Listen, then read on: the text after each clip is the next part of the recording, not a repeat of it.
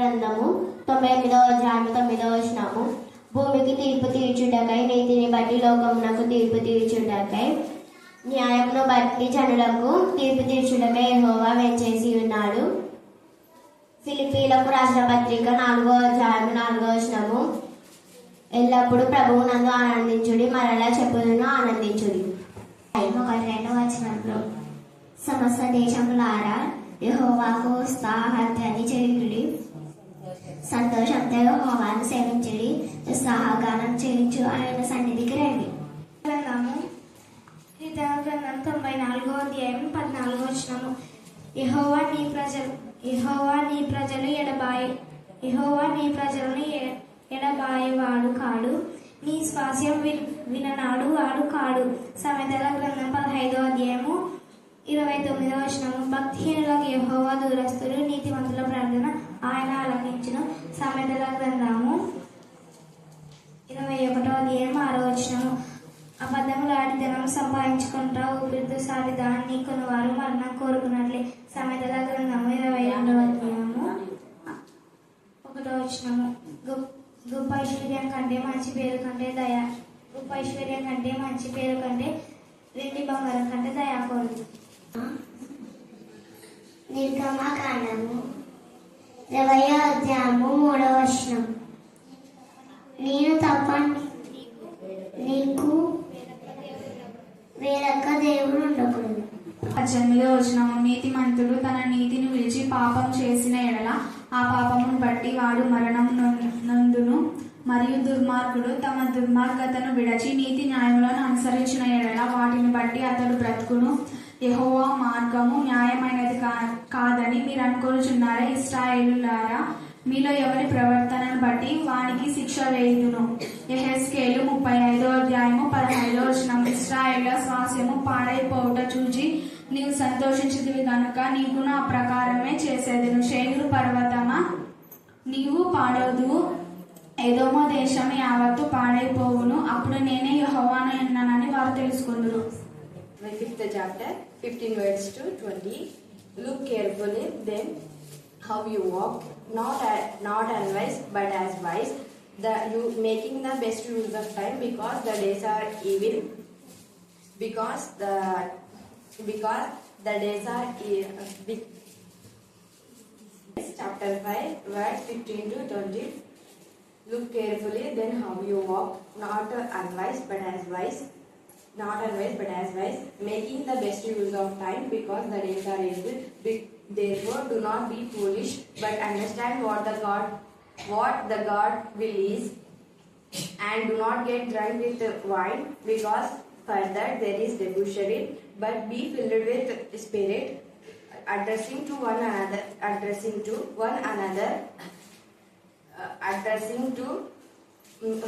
another with in psalms, hymns and spiritual songs, singing and making melody to our God with your hearts, giving thanks for always and for everything to the God the Father in the name of our Lord is Jesus Christ, submitting to one another out of reverences for Lord is Christ.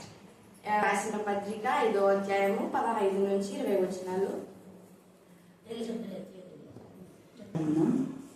తన తండ్రినైనను తన తల్లినైనను నిర్లక్ష్యం చేయవాడు శాపగ్రస్తుడని చెప్పగా ప్రజలందరూ ఆమేన్ అనవలెను.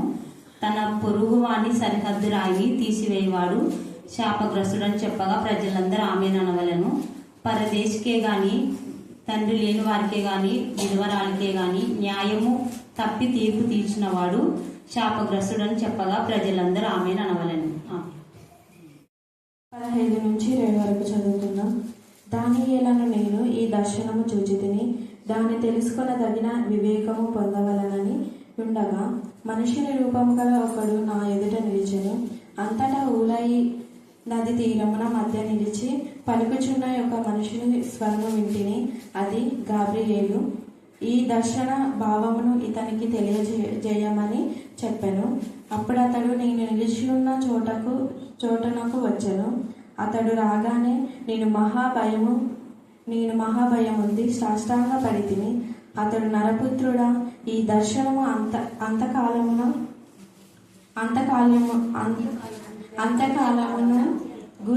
గూర్చినదని తెలుసుకొనమనెను.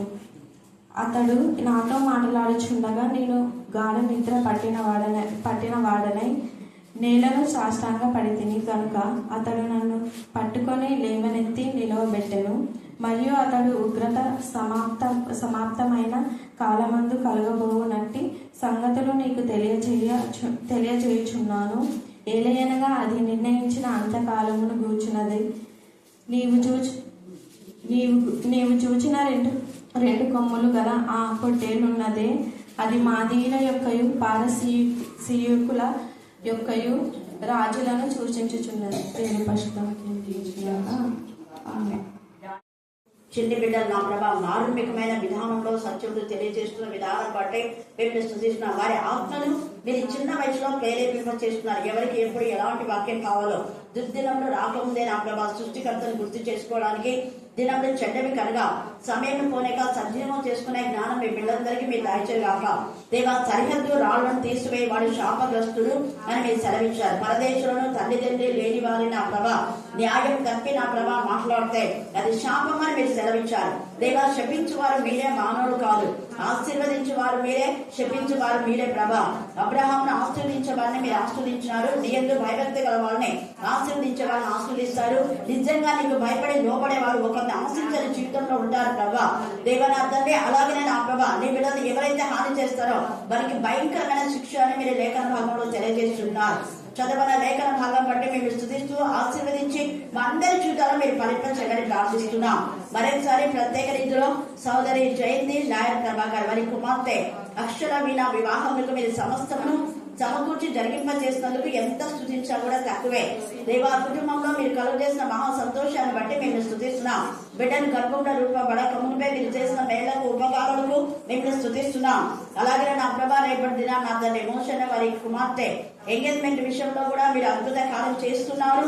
అందుకు మేము స్తుతిస్తున్నాం. ఈ రాత్రి వేళ పనులకు వెళ్ళి కూడా అలసిపోయి కూడా మీ సన్నిధికి వచ్చారు. వీరందరి అవసరం మీకు తీర్చండి. దేవాని వాక్యంగా మీరు నింపి బలపరచమని ప్రార్థిస్తాం. సరిగా చదవలేకపోయినా కంఠత వాక్యాలు నేర్చుకున్న బిడ్డ చిన్న బిడ్డలు కంఠత వాక్యాలు వీటన్నింటినీ నా తండ్రి మాలో నాలో మాతో లేక మీరు గృహాలన్నిలో మీరు ఫలబద్ధంగా చేసినందుకు మేము స్తుతిస్తూ బొమ్మను ఆత్మను మీ చుట్టకే సమర్పిస్తున్నా జయిస్తామని ప్రార్థిస్తున్నాం తండ్రి. ఆమె ఎంతగా బాధ నందుతాడో దాన్ని చూస్తాం మనం. ఈ సమయం ముందు లేఖన భాగాలు మరొకసారి చదువుకుందాం. దానియేలు 7వ అధ్యాయము 15వ వచనం చదవండి. దానియేలను నేను 7వ అధ్యాయము 15వ వచనం. నాకు కలిగిన దర్శనములు నన్ను కలవరపరచుచున్నందున 8వ అధ్యాయంలో 10 నుంచి 20 దాకా చదివాను. ఈ దర్శనాలు కలిగినప్పుడు దానియేలు కంటే ఏమైపోయింది చెప్పాలా? ఏమైంది? అలర్ట్గా ఉండండి. వింటున్నారా? ఇక్కడే ఉన్నారు కదా? ఓకే. దర్శనాలు వచ్చినప్పుడు దానియేలుకి ఏమైంది? మళ్ళీ చెప్పాలా? ఒక్కటే కలవరం వచ్చింది. దానియేలుకు దైవ సంబంధమైన విధానంలో, రాజ్య సంబంధమైన విషయాల్లో అపవాదికి జరగబోయే శిక్ష, దేవుని పిల్లలకు రాబోయే రాజ్యం గురించిన దర్శనాలు వస్తున్నాయి. అంటే దేవునికి విరోధంగా ఎవరైతే పాపం చేస్తారో వారందరికీ భయంకరమైన ఉగ్రత రాబోతుంది అని తండ్రి అయిన దేవుడు దానియేలు ద్వారా, దర్శనాల ద్వారా దానియేలుకు తెలియజేస్తాడు. బెల్షాత్సర్ యొక్క మరి ఆ కాలంలో ఉన్నప్పుడు జరిగిన విషయాలు రిపీట్ చేస్తున్నాడు దానియేలు. అంటే వేరే రాజులకు తెలియజేస్తున్నాడు, నాకు అప్పుడు ఇలాగా వచ్చాయి. కానీ బెల్షాత్సర్ మాత్రము దానియేలు పక్క పెట్టేసి వేరే వాళ్ళని పెట్టుకున్నాడు కాబట్టి అలాగనే మనసులో ఉంచుకొని ఇప్పుడు తనకున్నటువంటి రాజులకు అందరికీ ఆ విషయాన్ని తెలియజేస్తూ ఉన్నాడు. అక్కడ కలవరం వచ్చేసింది. ఈ రాత్రి కాల సమయంలో మనం కలవరం పడుతుంటాం. దేనికి కలవరం పడతాం చెప్పండి. మీకు చాలాసార్లు కలవరం వచ్చింది కదా, ఎందుకు వచ్చింది కలవరం? అదే, ఎప్పుడైనా మీకు దేవుని గురించిన విషయంలో కలవరం, భయం, అలజడి ముందు వచ్చిందా ఒక్కసారి ఆలోచించుకోండి. ఎంతసేపు పండగ పోతే కలవరం, అయ్యో ఏమొస్తుందో. పిల్లలు సరిగా పెళ్లి పడితే కలవరం, ఉద్యోగం రాకపోతే ఇంత చదివే పిల్లగాడు ఓ రాత్రి మగలు చదివే ఉద్యోగం రాదా కలవరం, వస్తుందా రాదా కలవరం. ప్రెగ్నెంట్ లేడీస్ డెలివరీ అయ్యే వరకు కలవరం. కానీ మన రత్న కలవరం లేదు. గట్టిగా చెప్తాను హల్లెలూయా, హల్లెలూయా, హల్లెలూయా. వాళ్ళ చిన్నమ్మ చాలా కష్టపడింది పాపం, దేవునికి స్తోత్రం. వాళ్ళ భర్త కూడా చూడండి ఎంత ఇదిగా దేవుడు మన కలవరాలన్నీ కూడా తొలగించేవాడు. ఇక్కడ దానియేలు కలవరం కూడా దేవుడు తొలగిస్తాడు. కానీ దానియేలు యొక్క కలవరము తన ఇంటిని గురించి, తన బంధువుల గురించి, తనకు రాబోయేటంటే అయ్యో నన్ను బెల్షాత్సర్ పక్కకు పెట్టేస్తాడు అని ఈ కలవరం లేదు. ఒకప్పుడు ప్రధానమంత్రిగా ఎంత ఇదిగా రాజుకు ఈక్వల్ గా జీవించాడు దానియేలు. అలాంటి దానియేలును పక్కకు పెట్టేసినాడు. కానీ ఏం బాధపడలేదు. ఇందాక చెప్పించాడు రోజు మరి సరిహద్దు రాళ్ళని ఏం చేయకూడదు, తీసేయకూడదు. అది ఒక సరిహద్దు రాయిగా పెట్టాడు. అక్కడ ఒక మంచి మరి పునాది రాయిగా దానియేలు పెట్టాడు. ఆ యొక్క వాళ్ళ నెక్కని రాజు. కానీ తండ్రి యొక్క ఆజ్ఞలు మీరక నిష్టానుసారంగా చేసినందుకు బెల్షాత్సర్ రాజుకి ఏమిచ్చి శాపం వచ్చింది. అదే మాట బాబు పదే చెప్పింది. ద్వితీయోపదేశ కాండం మీరు చదివితే 27వ అధ్యాయం కానీ 28వ అధ్యాయంలో కానీ చాలా శాపాలు ఉన్నాయి. అవి చదివితే పలానాడు శపించినారు అని అనరు. నిజమైన విశ్వాసకి అసలు ఆ పదమే నోటికి రాదు. విశ్వాసం లేని మూర్ఖులు వాళ్ళు అన్నారు, వీళ్ళు అన్నారు, ఏడుపు కొట్టు మకాలు అంతే. ప్రతి చిన్నదానికి ఏడవడమే. నిజమైన విశ్వాసం అయితే అసలు ఏడ్చారు, ధైర్యంగా ఉంటారు. నిజమైన విశ్వాసం దేనికోసం ఏడుస్తారు, దేనికోసం కలవర, దేనికోసం బాధ, దేనికోసం వేదన, దేనికోసం కన్నీళ్ళు అంటే దైవికమైన విషయాలు ఆత్మల భారం కలిగి ఆత్మల ప్రార్థనకు రాకపోతే ఏం రాలేదు. ఆత్మ నలిగిపోతుంటే మనో దుఃఖం ఇస్తుంది. ఆత్మ సంబంధమైన విషయాల్లో మనో దుఃఖం కలిగి ఉండాలి. ఇక్కడ దానియేలు మనో దుఃఖం కలిగి చూడండి, దానియేలు నేను నా దేహంలో ఏమైందంట మనో దుఃఖం కలవాలనైతేనే. దాని అంశం మనో దుఃఖం ఏంటి చెప్పండి, మళ్ళీ చెప్పాలా. అయితే మీ దుఃఖాలకు దేవుని చిత్తానుసారమైన దుఃఖం అయితే 100% దేవుడు మీకు సంతోషాన్ని, సమాధానాన్ని, నెమ్మదిని ఖచ్చితంగా ఇస్తాడు. మీ ప్రార్థనకు వెంటనే జవాబిచ్చేస్తాడు. ఇక్కడ దానియేలు యొక్క దుఃఖము దైవికమైన విషయాల్లో అయ్యో రాజ్యము పరిశుద్ధులతో అది యుద్ధం చేసి పరిశుద్ధులను బాధ పెడుతుందా అని తెలిసినప్పుడు చాలా బాధపడతాడు. దాన్ని చూడండి ఇక్కడ 17వ అధ్యాయము 21వ వచనం. ఈ కొమ్ము గర్వం అనే కొమ్ము, అహంకారం అనే కొమ్ము, అధికారం అనే కొమ్ము, నాదే పెద్దానం అనే కొమ్ము. అది సంఘాల్లో, కుటుంబాల్లో, సమాజంలో, ఉద్యోగంలో ఉన్నప్పుడు మరి ఎక్కడైనా కూడా ఈ కొమ్ములు ఉంటాయి. కాబట్టి ఆ కొమ్ములను విడిచేది ఎవరు? దేవుడే. కొమ్ము ఎత్తకుడే, పొగరబట్టిన మాటలు ఆడకుడే. ఎంత తేటగా వాక్యంలో రాయబడింది. పొగరు ఎక్కువే మాట్లాడుతుంటాం, వేరే వాళ్ళని దోచుకొని పొగరు ఎక్కి మాట్లాడుతుంటాం. తమ కష్టార్జితం కాదది, తమది కాని దాన్ని ఆక్రమించుకుని వాడు శాపగ్రస్తుడు. బుద్ధవాక్యంలో ఉంది. ఇన్ని తెలిసి మరి మాట్లాడు. చూడండి ఇక్కడ ఎంత చక్కగా ఆ కొమ్ము అక్కడ ఏం చేస్తుంది, పరిశుద్ధులతో యుద్ధం చేస్తుంది. చేయించు వాడిని ఏం చేస్తాడా, గెలిచిన దాయను, గెలిచిన ఆమెనే విరవీగుతుంది. కానీ దాని గెలుపు 1 నిమిషమే, దాని గెలుపు 1 ఏడే, దాని గెలుపు 2 ఏళ్ళే, దాని గెలుపు 3 దినాలే. 3 దినాల తర్వాత ఏసియా మరి ఎంతగా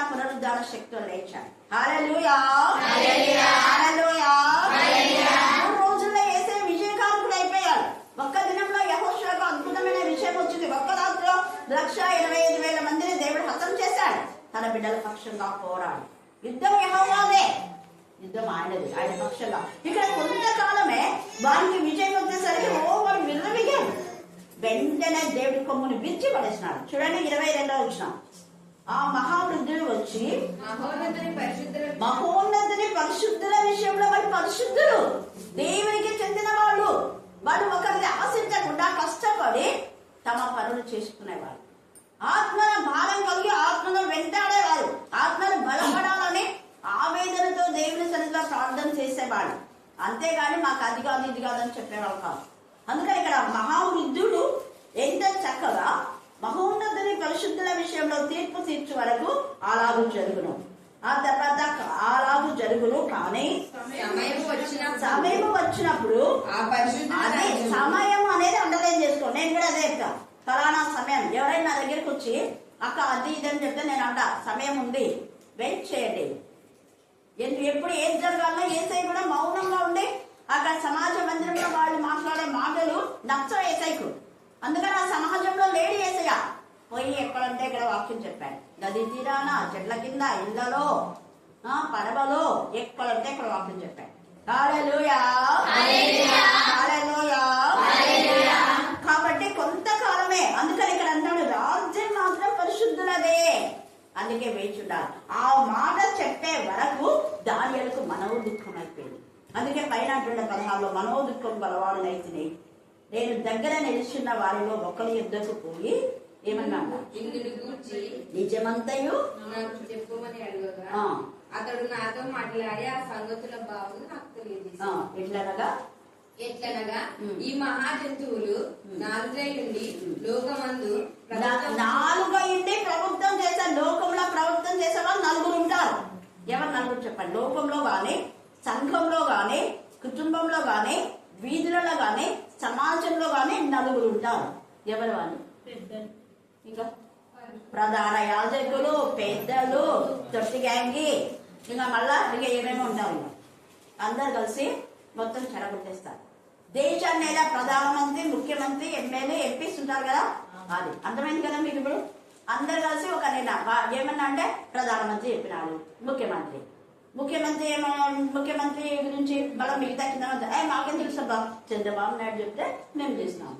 ఇంకా మళ్ళీ కింద ఉన్న వాళ్ళు ఏం చేస్తారు, ఆ మంత్రులు చెప్పినారు మేము చేస్తుంటే ఎట్లా, కలెక్టర్ చెప్పినాడు మేము చేస్తుంటే ఎట్లా, ఎంఏఓ ఎంపీ వీళ్ళందరూ కింద సబార్డినేట్స్. హెచ్ఎం ఒక మాట చెప్పింది అనుకో, నాకేం తెలియదు బా, ఎంఏ నుంచి ఆర్డర్స్ వచ్చింది ఒక్కరి మీద ఒకరు. కానీ అది సరి అయిందా కాదని చూసుకోవాలి. ఇక్కడ కూడా నలుగురు లోకమంతా బీభత్సం చేస్తారు, కానీ ఆ మాట అంతా చెప్తారు. వాళ్ళు ఎదుగుంటారు అంటే గర్వంగా అంటారు. దాని తలపైన 10 కొమ్ముల సంగతి, అది 10 కొమ్ములు కలిగి ఉంటది. అది దురాత్మ. యెజబేల్ ఆత్మ సంఘాలలో ప్రవేశించి ఇష్టానుసారంగా అది చేస్తుంటారు అనమాట. వేరే వాళ్ళ నాబోతు ద్రాక్ష తోట ఒక్కటే కాదు, అనేక మంది రాజులకు హాని చేస్తే నేచర్ యెజబేల్ చచ్చిపోయింది. కానీ యెజబేల్ ఆత్మ ఇప్పటికీ అనేక సంఘాల్లో, వ్యక్తులలో పనిచేస్తుంది. ఇతరులను దోచుకోవడం, దాచుకోవడమే యెజబేల్ యొక్క ఆత్మ. అందుకే ఇక్కడ వీళ్ళందరూ కలిసి పరిశుద్ధులను బాధ పెడతారు. పరిశుద్ధులను బాధ పెట్టడం ద్వారా కొంతమందికి బాధ అనిపించి మనోదుఃఖమై ఏడుస్తున్నాడు. కానీ వెంటనే దానియేలుకు ఏమైపోయింది? దుఃఖం నివారణ అయిపోయింది. అంటే లాస్ట్ లో ఏమైపోయింది? పరిశుద్ధులనే రాజ్యం అనేసరికి దుఃఖం అంతా పోయింది. ఇలాంటి నీ దుఃఖాన్ని దేవుడు తీర్చుతాడు. అన్నా దుఃఖాన్ని తీర్చిన దేవుడు. ఎక్కబేదు బాధను మరి చూసి రైట్ వేలో దేవుడు మోషను నడిపించినటువంటి దేవుడు. ఆమెకి ఎంత ఏడ్చిందో 3 నెలలు. దేవా బయటికి పంపితే ఆ కుమారుని మనం 3 మాసంలో లోపల పిల్లలు పెట్టుకోవాలంటే ఇప్పుడు పిల్లలు విచ్చలవిడిగా తిరిగి పడేస్తున్నారు విధులు. కానీ ఆమె ఇంట్లోనే పెంచింది కాబట్టే కుమారుడు దేవుని చిత్తాన్ని నెరవేర్చేవారుగా అయ్యాడు. ఈ రాత్రి మీరు దైవికమైన విధానంలో పిల్లలు పెంచితే ఖచ్చితంగా దేవుని చిత్తాన్ని నెరవేరుస్తారు. రాజ్యం వారిదైతుంది, నీదైతుంది, నీ కుటుంబాన్ని, నీ పిల్లలు అవుతాయి. రాజ్యం పరిశుద్ధులది. తల్లిదండ్రులు పరిశుద్ధులైతే పిల్లలు పరిశుద్ధులే. చెట్టు మంచిదైతే పండు ఎలా ఉంటుంది? మంచిగానే ఉంటుంది. ఏదో కొన్ని మాత్రమే. తల్లిదండ్రులు సరిగా లేకపోయినా పిల్లలు బాగుంటారు, పిల్లలు సరిగా లేకపోయినా తల్లిదండ్రులు కొన్ని చోట్ల. కానీ 90% చెట్టు మంచి అయితే పండు ఖచ్చితంగా మంచిది. హల్లెలూయా, హల్లెలూయా. పరిశుద్ధుల విషయంలో తల్లిదండ్రులు పరిశుద్ధులైతే ఖచ్చితంగా ఈ యొక్క పిల్లలు పరిశుద్ధులే. సంఘ కాపరి పరిశుద్ధులుగా ఉంటే సంఘం అంతా పరిశుద్ధంగా ఉంటది. సంఘ కాపరిలో కలుషితం ఉంటే, సంఘ పెద్దల్లో కలుషితం ఉంటే సంఘం అంతా పాడైపోతుంది. పరిశుద్ధత లేకుండా సంఘంలోనికి వస్తే సంఘం అపవిత్రపడుతుంది. కుటుంబంలో తల్లి తండ్రిని సరిగా లేకపోతే కుటుంబం అంతా బీభత్సం అయిపోతుంది. ఎన్ని కుటుంబాలు నాశనం అయిపోయాయి. యెజబెలు కుటుంబం, సౌలు కుటుంబం, ఫరో యొక్క సైన్యం అంతా నాశనం అయిపోయింది. ఫరో యొక్క అవివేకానికి ఎన్నిసార్లు చెప్పినా వింటాయి. ఇక్కడ దానియేలు దుఃఖం అయితే దేవుడు తీర్చేశాడు. హన్నా దుఃఖాన్ని తీర్చాడు. మగ్దలేనే మరియ దుఃఖం పోయి ఆమె యేసుని చూడాలని ఏడ్చింది. అంతేగాని నాకు అది కావాలో ఇది కావాలో అని ఆమెమన్నా లేదు. ఆమె యేసుని చూడాలి, యేసు వాక్యం చెప్పాలి, యేసు గురించి తెలుసుకోవాలని ఆమె తప్పన ఆమెకు ఉంది కాబట్టి, ఆమె ఒంటరిగా పోరాటం చేసింది కాబట్టి యేసయ్య ఆమె యొక్క తృష్ణను, ఆమె ఆశ, ఆమె యొక్క డిజైన్ ఫుల్ఫిల్ చేసి నువ్వైతేనే కరెక్ట్ ఫిట్ నా శిష్యులకే చెప్పుకో ప్రభా వాడు 3.5 సంవత్సరాలు నీ దగ్గర ఉండి పరిశుద్ధాత్మ నింపబడి అప్పుడు ఎన్నెన్నో కార్యాలు చేశాడు. నాకేం ప్రభా ఎన్ని మాట్లాడుతుందా నువ్వు వాళ్ళకు నువ్వే 3.5 సంవత్సరం చేసి పిరికడే తలపడేసి కూర్చున్నాడు. ఇప్పుడు నీ ప్రేమించిన శిష్యులు వచ్చాడు ప్రభా ఆయన కింద కనుకోడా అడిగించారు. ఖచ్చితంగా అడిగించారు. నా లాంటి ఏదైనా ఖచ్చితంగా అడుగుతారు. మగ్దలేనే మరి వాక్యం చెప్పేది కాబట్టి అడిగింది. అవును నేను ప్రేమించిన శిష్యుడే, కానీ ఏం చేసినాడు లోపలికే పోదా. నేను ప్రేమించిన శిష్యుడే, నా వెనుకలు అనుకున్నవాడు, నా కోసమే ఏమైనా డిజైన్ కలిగి ఉన్నాడా? అవును ప్రభును అసలు సమాధి దగ్గర రాత్రి పగలు చూసుకుంటున్నాడు నన్ను అడిగితే 12 మంది శిష్యులు కూడా ఎప్పుడు లేస్తాడో అని అక్కడనే సమాధి. కొంతమంది ఇష్టమైన వాళ్ళు రాత్రి పూట కూడా పోయి సమాధి దగ్గరికి పోతున్నారు కదా. చాలా మంది అన్నారు సమాధి దగ్గరికి పోతే మనం ఏం తీసుకొస్తున్నాక అని చెప్తున్నారు. నాన్న చనిపోయిన ఎంతసేపు ఉన్నామక్క రాబుద్ధి కావటం లేదు. రత్నం వచ్చింది కదా, రాత్రి కూడా మేము ఎక్కేస్తాం. మనం ఎంత ఇదిగా అసలు అలాగా శిష్యులు ఉండాలి. అసలు సమాధి చేస్తారు, ఎవరి పని వాళ్ళు వెళ్ళిపోయినాం. మగ్దలేనే మరి ఆ రోజు నుంచి ఆమె ఎప్పుడెప్పుడు 3వ రోజు అవుతుందా, ఎప్పుడెప్పుడు తెల్ల ఆమె కన్నిటికి జవాబు వచ్చింది. ఈ రాత్రి నీ కన్నిటి ఖచ్చితంగా దేవుడు దిష్పా కన్నిటికి జవాబు వచ్చిందా? మనోదుఃఖం కలదే. చచ్చిపోయిన శవాలు కాలు పెట్టాలని ఏడ్చున్నాను 6 నెలలు. శవాల కోసం ఆమె ఏడ్చే సజీవంగా ఉండి మన ఇంట్లో దేవుడు ఎరగని శవాలు ఉన్నాయి, వాటి కోసం ప్రార్థన చేయాలి. దేవుడు అంటే భయం భక్తి లేనటువంటి వాళ్ళు చచ్చినట్టే దీవించున్న పేరు మాత్రం కానీ నువ్వు ఏంటి మృతులమే. మృతతుల్యమైన వారి కోసం మనం ఏడ్చాలి. అలాగనే దావీదు ఏడ్చాడు 119, 130. ఎందుకు ఏడ్చినాడు చూడండి. నా జనులు ధర్మశాస్త్రం, అదే నా బాధ. ఎప్పుడైతే నేను ఏడ్చానంటే కేవలం ఆత్మల గురించే, ఇంకా వేరే దేని గురించి నేను ఏడ్చాను. అసలు రాదు కూడా నాకు ఏడు. అది పోయింది ఇది అస్సలు ఏడ్చాను. అందుకే ఈ రాత్రి మన యొక్క ఏడుపు ఇదైతే ఖచ్చితంగా నీ కన్నిటి దేవుడు చూస్తాడు.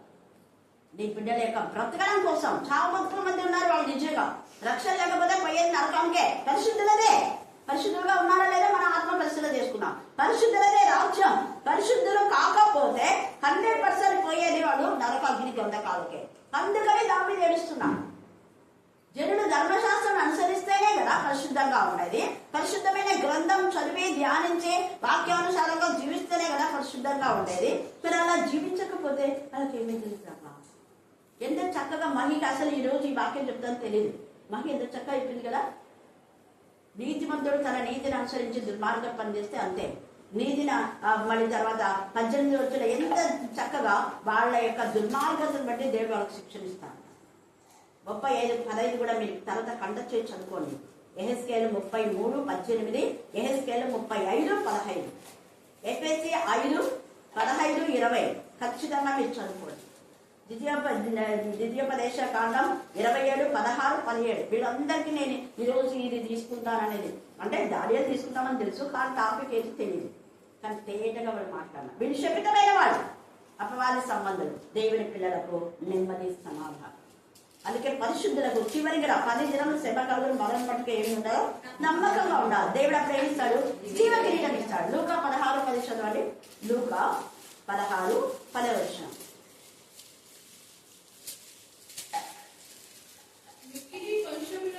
అదే మిక్కిలి కొంచెంలో నమ్మకమైన వాడు ఎక్కువలోనూ నమ్మకంగా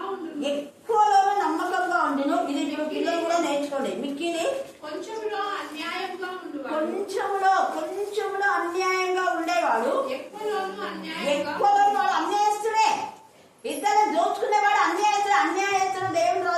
హక్కుదారులు కారు.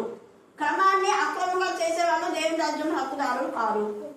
ఆయన క్రమంలో వస్తే అక్రమానికి కాదు. తర్వాత రాయండి చదువు. కాబట్టి మీరు అన్యాయపు సిరి విషయంలో నమ్మకముగా ఉండని ఎడల సత్యమైన ధనం మీకు ఎవరిచ్చును? చూడండి, సత్యమైన ధనం మనం వసూలు చేసేది పరలోకపు తండ్రి. అంటే పరలోకపు తండ్రి మనం ఆశీర్వదిస్తాడు. మనం ఆశీర్వదించాలన్నా మనం శపించాలన్నా దేవుడికే హక్కు. ఆయన మనం సృష్టించారు కాబట్టి, మన సృష్టికర్త కాబట్టి ఇక్కడ దేవుడే వీళ్ళకు రాజ్యాన్ని స్థిరపరుస్తున్నాడు. పరిశుద్ధులకు దేవుడే దేవునికి విరోధమైన వాళ్ళ కొమ్ము తీసేసి విరిచేసి వాళ్ళ గంధాన్ని నోటిని మూసేసి నరకంలో పడేశాడు. పోటీ గవర్నమెంట్ మాటలు ఏం మాట్లాడుకో. దేవుడి వాక్యం చెప్పే బిడ్డలకు మీరు అడ్డుపడతారా? ఊరుకోడు. దేవుడు వాక్యం చెప్పేలా చెయ్యాలి. ప్రభు వల్లలో పాల్గొంటే అందరూ వాక్యం చెప్పాలి, అడగాలి కూడా. ఇదిగో ప్రభు వల్లలో మీరు పాల్గొందారు, పోయిన నెలలో వాక్యం చెప్పారా, ప్రభుని ప్రకటించారా? ఖచ్చితంగా అడగాల. నేను మిమ్మల్ని అంతా అడుగుతున్నా కదా, అడుగుతున్నాను లేదా? చెప్పాలి. ఎవరికో ఒకటి చెప్పాలి, ఎక్కడ వచ్చాడో చెప్పాలి. చెప్పకపోతే దోషులే. అందుకే మీరు ఎందుకు శిక్ష ఉంది, మీరు ఎందుకు అపరాధులు అవుతున్నారు? మళ్ళా నిద్ర, ఆ నిద్ర ఏ నిద్ర? రెండవ మరణం వస్తుంది. ప్రభు వల్ల అంటే ఆశమాషి కాదు. అందుకే వాళ్ళకి అవకాశాలు ఇవ్వాలంటనే. హల్లెలూయా, హల్లెలూయా, హల్లెలూయా, హల్లెలూయా, హల్లెలూయా. అందుకే ఇక్కడ ఎంత శ్రేష్టగా వీడవాడు. సత్యమైన ధనములు మీకు ఎవరు సొంతం చేస్తారు? తండ్రి అయిన దేవుడే సత్యమైన ధనం మనకి ఇచ్చేవాడుగా ఉంటున్నాడు. అలాగనే యోబు 22:21. యోబు 22:21. ఆయనతో సహవాసం చేసిన ఎడల నీకు సమాధానం వస్తుంది. వాళ్ళ దగ్గర దోచుకున్నాడనే జ్ఞానం ఉండదు. దేవ నన్ను ఎక్కడైనా వాడుకుంటామని ఆయనతో సహవాసం చేస్తే సమాధానం. ఎక్కడైనా దేవుడు తన పిల్లలు వాడుకుంటాడు. హల్లెలూయా, హల్లెలూయా. ఆయనతో సహవాసం చేసే వాళ్ళు చెప్పకుండా ఉండలేరు. నోటిని నింపినప్పుడు, మన నోటి నిండా వాక్యం ఉన్నప్పుడు, హృదయం నిండా వాక్యం ఉన్నప్పుడు ఖచ్చితంగా దాన్ని కృంగలిస్తాం. ఉండలేము కాక ఉండలేము. అందుకే యోబు ఎంత చక్కగా మాట్లాడుతున్నాడు. అదే యోబు 13:15.